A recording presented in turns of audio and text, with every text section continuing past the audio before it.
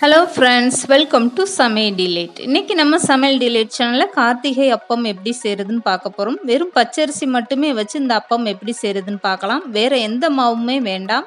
வீடியோக்குள்ளே போகிறதுக்கு முன்னால் நீங்கள் இன்னும் சமையல் டிலேட் சேனலை சப்ஸ்கிரைப் பண்ணலைன்னா மறக்காமல் சப்ஸ்கிரைப் பண்ணுங்கள். அப்படியே பக்கத்தில் இருக்க பெல் ஐக்கானையும் கிளிக் பண்ணுங்கள். ஃபஸ்ட்டு கார்த்திகை அப்பம் செய்கிறதுக்காக 1 கப் அளவுக்கு அரிசி எடுத்து ஊற வச்சுக்கோங்க. அரிசி 2லேருந்து 3 மணி நேரம் நல்லா ஊறட்டும். நல்லா கழுவிட்டு அதுக்கப்புறமா ஊற வைங்க. இப்போ அரிசி ஊறட்டும். வேறு ஒரு பாத்திரத்தில் 3/4 கப் அளவுக்கு மண்டவெல்லம் சேர்த்துக்கோங்க. 1/2 கிளாஸ் அளவுக்கு தண்ணி சேர்த்துக்கோங்க. இதுக்கப்புறம் ஸ்டவ்வை ஆன் பண்ணிவிட்டு இந்த மண்டவெல்லம் நல்லா கரையிற வரைக்கும் கரண்டியை வச்சு கலந்து கொடுங்க. இந்த மண்டவெல்லம் நல்லா கரைஞ்சி வந்ததுக்கப்புறம் ஸ்டவ் ஆஃப் பண்ணிவிட்டு இதை வடிகட்டி எடுத்துக்கோங்க. இப்போ மண்டவெல்லம் நல்லா ஆறட்டும். ஆறுனதுக்கப்புறம் தான் நீங்கள் மாவில் சேர்க்கணும்.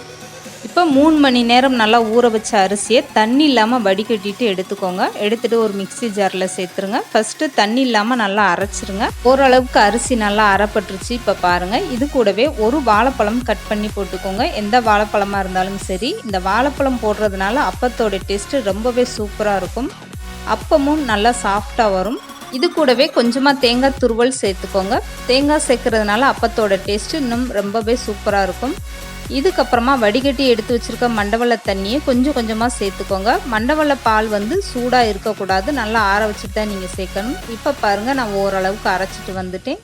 மீதம் இருக்க மண்டவெல்ல தண்ணியும் சேர்த்துட்டு மாவை நல்லா அரைச்சிட்டு வந்துடலாம். மாவு நல்லா வலுவலுன்னு இருக்கணும்.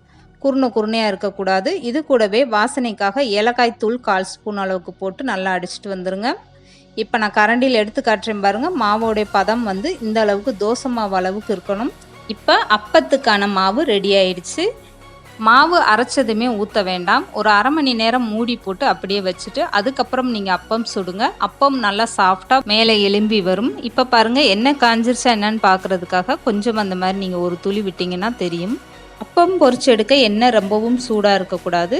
இப்போ ஒரு குழிக்கரண்டியில் எடுத்து ஃபஸ்ட்டு ஒரு அப்பம் மட்டும் ஊற்றிட்டு நீங்கள் இந்த மாதிரி எண்ணெயை மேலே எடுத்து விட்டிங்கன்னா பூரி மாதிரி நல்லா மேலே எலும்பி வந்துடும். இதுக்கப்புறமா இன்னொரு அப்பம் ஊற்றுங்க. ஸ்டவ்வை மீடியமாக வச்சுக்கிட்டு நீங்கள் இப்படி ஒவ்வொரு அப்பமாக ஊற்றுங்க. அது ஒவ்வொன்றும் மேலே எலும்பி வந்ததுக்கப்புறம் அடுத்த அப்பத்தை ஊற்றுங்க. இல்லைன்னா ஒன்றோட ஒன்று ஒட்டிக்கிறோம். இந்த அளவுக்கு நல்லா செவந்ததுக்கப்புறம் நீங்கள் எண்ணெயிலேருந்து அப்பத்தை எடுத்துருங்க. இப்போ ரொம்பவே சூப்பராக சாஃப்டான கார்த்திகை அப்பம் ரெடி ஆயிடுச்சு பாருங்கள். இது டேஸ்ட் அவ்வளோ ஒரு அருமையாக இருந்துச்சு. கண்டிப்பாக நீங்களும் இந்த கார்த்திகை அப்பத்தை உங்கள் வீட்லேயும் ட்ரை பண்ணி பாருங்கள். இந்த கார்த்திகை அப்பத்தோடைய அளவுன்னு பார்த்தீங்கன்னா, எந்த கப்பில் 1 கப் அளவுக்கு பச்சரிசி எடுக்கிறீங்களோ அதே கப்பில் 3/4 கப் அளவுக்கு மண்டவெல்லம் எடுத்துக்கோங்க. 1/4 கப் அளவுக்கு துருவிய தேங்காய் எடுத்துக்கோங்க. கார்த்திகை அப்பம் ரொம்பவே சூப்பராக பர்ஃபெக்டாக உங்களுக்கு வரும்.